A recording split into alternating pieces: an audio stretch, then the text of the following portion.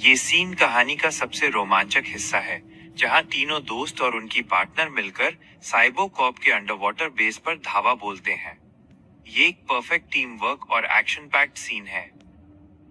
अंतिम युद्ध, operation blue fall -6 की तिकड़ी का तांडव। स्थान, साइबो कॉर्प का अंडरवाटर बेस, मुख्य कंट्रोल रूम। डॉक्टर वैगनर सामने खड़ा है, उसके पीछे हजारों नीले सोल्जर तैयार हैं। डॉक्टर वैगनर जोर से हंसते हुए, तुम 6 छोटे से कीड़े सोचते हो कि तुम मेरी दुनिया को रोक पाओगे? ये देखो मेरी फौज। हजारों नीले सोल्जर एक साथ दहाड़ते हैं। आर्यन रेडियो पर, सब अपनी पोजीशन लो। Plan alpha 6 activate. ध्वनि तेज एक्शन म्यूजिक शुरू होता है। एक, समीर और ईशा, टेक और हीलिंग। समीर, ईशा, मेरे ड्रोन अभी एक्टिवेट नहीं हो रहे। वैगनर ने शील्ड लगा रखी है। ईशा, चिंता मत करो। वो अपने केमिकल स्प्रेयर से वैगनर के शील्ड पर स्प्रे करती है, जिससे शील्ड कमजोर हो जाती है। अब कोशिश करो। समीर, उत्साहित होकर, मिल गया कनेक्शन। उसके बैकपैक से दर्जनों नैनो ड्रोन निकलते हैं, जो ज़ोंबियों के झुंड पर लिक्विड नाइट्रोजन बरसाते हैं। ज़ोंबी जमना शुरू हो जाते हैं। 2, कबीर और जोया, ताकत और फुर्ती। कबीर, ज़ोंबियों के बीच कूदते हुए, हो जाओ तैयार। वो अपनी टाइटन गॉन्टलेट से ज़ोंबियों को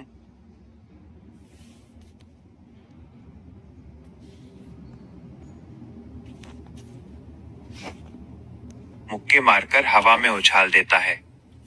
जोया, कबीर के ऊपर से कूदते हुए, और अब मेरी बारी। वह अपने थर्मल डैगर से जमे हुए ज़ोंबियों को पिघलाती है, जिससे वे पानी बनकर बह जाते हैं। कबीर, मुस्कुराते हुए, देख लिया जोया, आज किसने ज्यादा मारे? जोया, कबीर की पीठ पर लात मारते हुए, गिनती बाद में, पहले सामने देख। 3, आर्यन और अनन्या, निशाना और रणनीति। डॉक्टर वैगनर, बिजली का झटका मारते हुए, तुम सब सिर्फ मेरे खिलौने हो। आर्यन, अपनी ढाल ऊपर उठाते हुए, अनन्या, उसकी ऊर्जा शील्ड को भेदना होगा।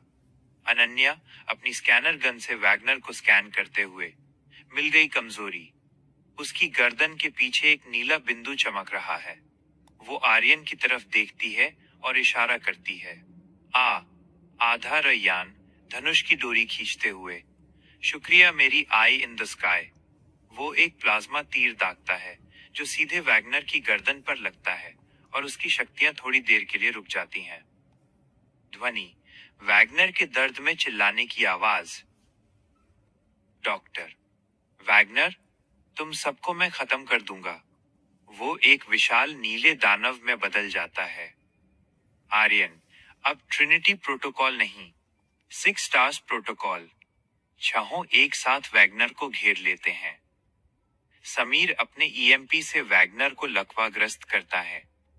ईशा उसके शरीर पर केमिकल स्प्रे करती है। कबीर अपने एक्सोसूट की पूरी ताकत से उसे जमीन पर गिराता है। जोया अपने डैगर से उसके पैरों को निष्क्रिय करती है।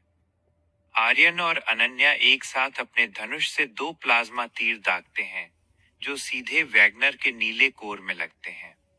ध्वनि एक विशाल विस्फोट, फिर सन्नाटा। धीरे धीरे जीत का म्यूजिक शुरू होता है।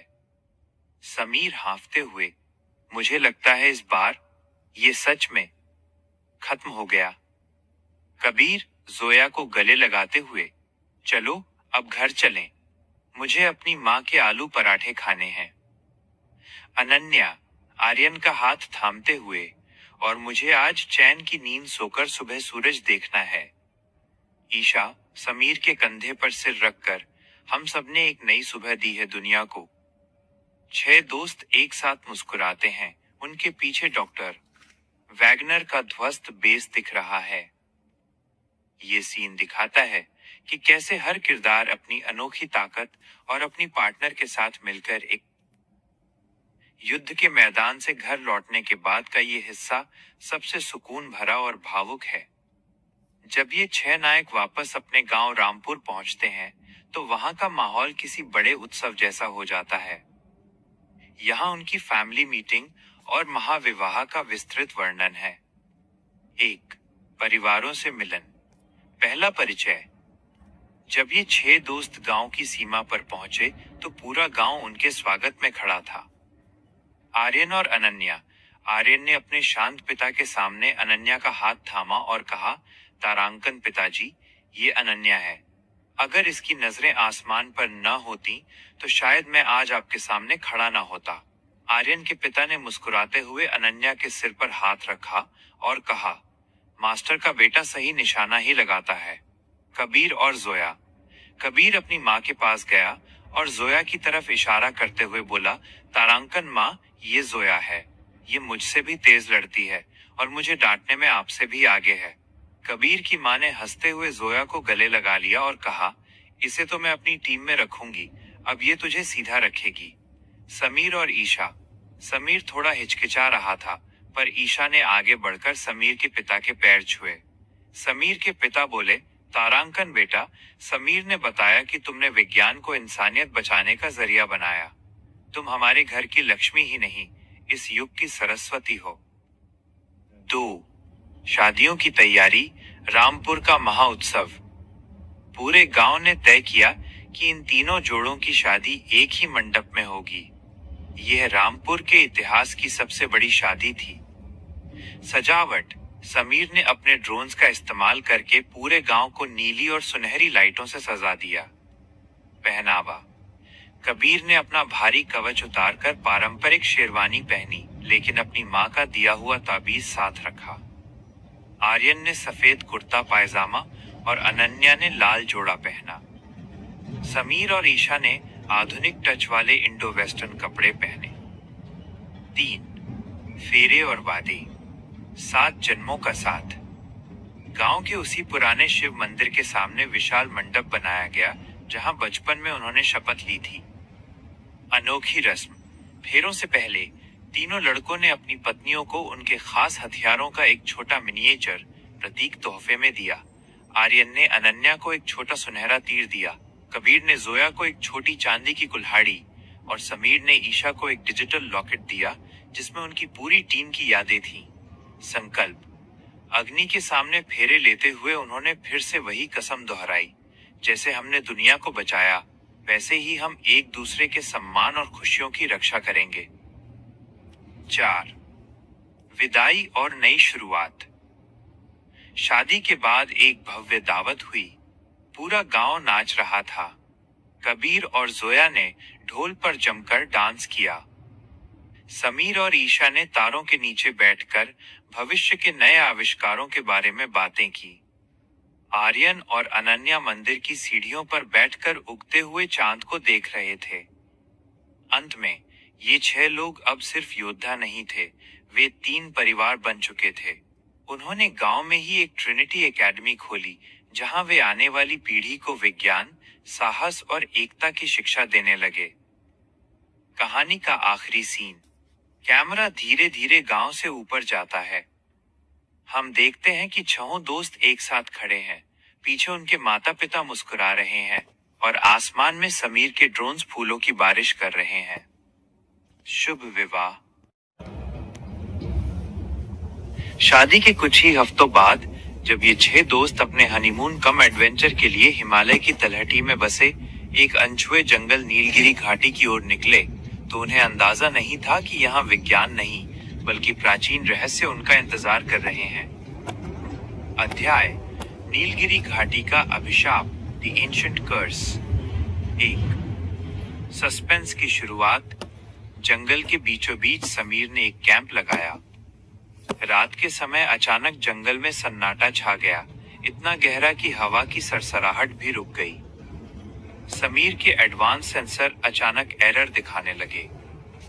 समीर, यहाँ इलेक्ट्रोमैग्नेटिक फील्ड इतनी तेज है कि मेरे ड्रोन्स कंट्रोल के बाहर हो रहे हैं। ईशा, समीर, यहाँ की हवा में कोई बहुत पुरानी जड़ी बूटी की गंध है, जैसे कोई सदियों पुराना मंदिर आसपास हो। तभी घने कोहरे के बीच से उन्हें एक परछाई दिखाई दी, एक बहुत लंबा साया जो इंसानों जैसा नहीं था। 2. पौराणिक घटना, यक्ष का द्वार। वे उस साये का पीछा करते हुए एक ऐसी गुफा के सामने पहुंचे जिस पर प्राचीन संस्कृत में कुछ लिखा था। आर्यन ने टॉर्च की रोशनी डाली। जो समय के पहिए को चुनौती देगा वो इस पाताल लोक का कैदी बन जाएगा। ये कोई साधारण गुफा नहीं थी। यह यक्षों द्वारा रक्षित एक प्राचीन द्वार था जहां हजारों साल पहले देवताओं ने एक भयानक दानव को कैद किया था। 3. हॉरर और थ्रिलर का तड़का। अचानक गुफा के अंदर से एक कराहने की आवाज आई। वे अंदर गए तो देखा कि वहां की दीवारें नीली नहीं बल्कि रक्त की तरह लाल चमक रही थीं। भ्रम, हेलुसिनेशन। गुफा के अंदर की हवा में मायावी पराग पॉलेंस था। कबीर को लगने लगा कि जोया गायब हो गई है और आर्यन को अपने सामने हजारों ज़ोंबी दिखने लगे। डरावना सच, अचानक दीवारों से पत्थर के प्रहरी स्टोन गार्डियंस बाहर निकलने लगे। वे न मरते थे न ही थकते थे। 4. एक्शन और नया गठबंधन। जब आधुनिक हथियार नाकाम होने लगे तब अनन्या और ईशा ने गुफा की दीवारों पर बने चित्रों को पढ़ा। अनन्या, आर्यन, ये पत्थर के प्रहरी तकनीक से नहीं बल्कि ध्वनि साउंड से नियंत्रित होते हैं। हमें मंत्रों के उस विशेष वाइब्रेशन को ढूंढना होगा। कबीर, जोया, तुम मेरे पीछे रहो। ये पत्थर